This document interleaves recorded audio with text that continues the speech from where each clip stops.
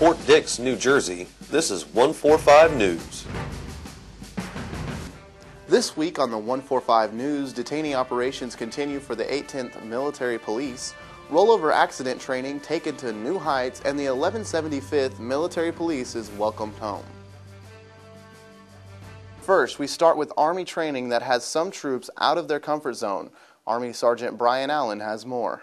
Like a scene from the beaches of Normandy, these service members make their way through obstacles under heavy fire using time-honored Army movement techniques. Low crawl, high crawl, and 3 to 5 second rush. But this training is a change of pace for these troops, most of them Air Force. We send the airplanes down range, and then we come back and we reload them and we support it from that way. But I spend a lot of time behind a desk, and so we get to do the firing and the running and the low crawling and all.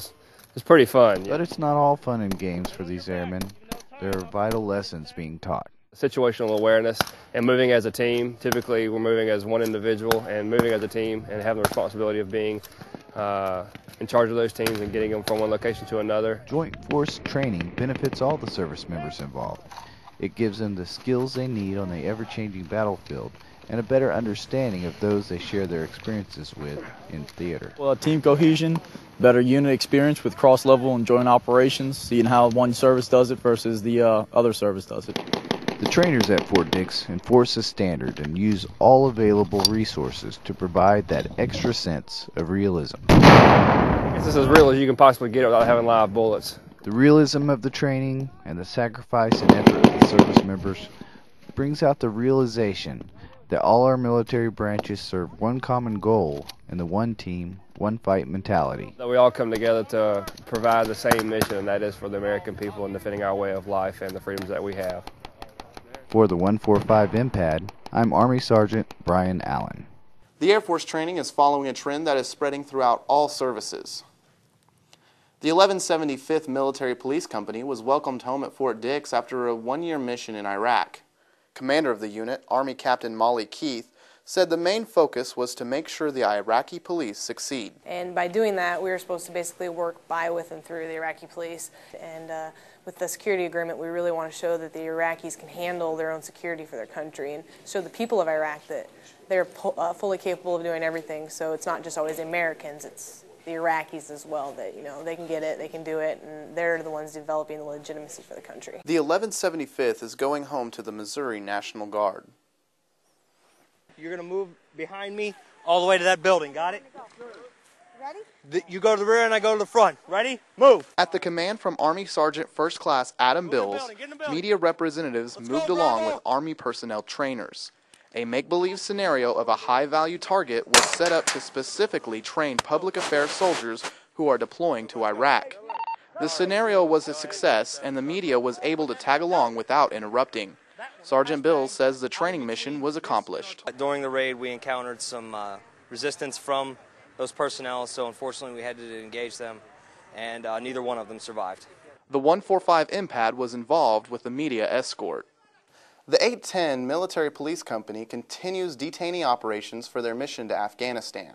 This training will help the Florida unit assist local police stations. Army Sergeant Christopher Kozlowski explains more on their detainee training. The 810th Military Police Company, Combat Support, from Tampa, Florida, arrived at the Fort Dix Detainee Operations Training Site with one purpose in mind: to hone their police transition team skills for their upcoming mobilization to southern Afghanistan. Right now we're going through a detainee operations training, which is in hands-on. That way they know exactly in the event that we obtain any Afghans that's hostile, we know how to treat them with dignity and respect in our custody. The training site coordinated a 2-day training cycle for the 810th, covering key topics such as unarmed self-defense, use of the biometrics automated tool set, and protocols used during initial capture of suspects. Training was here is real good, very hands-on, and that's what most of the soldiers need. The training is designed to give the 810th skills that are realistic and specific to their mobilization mission. Reporting for the 145th MPAD, this is Army Sergeant Christopher Kozlowski. The 810 Military Police Company have been recognized for missions to World War II, Desert Storm, and Iraq.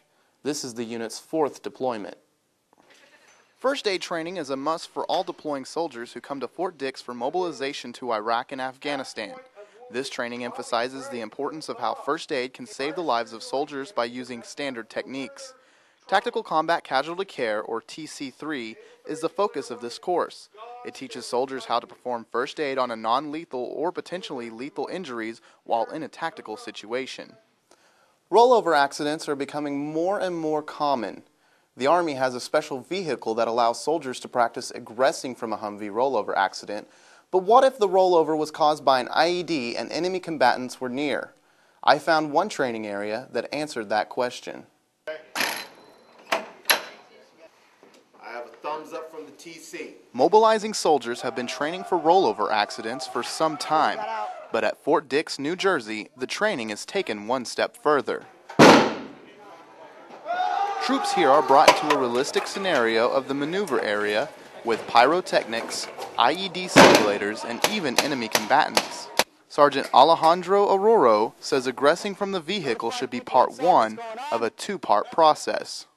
We focused on what if it hasn't finished.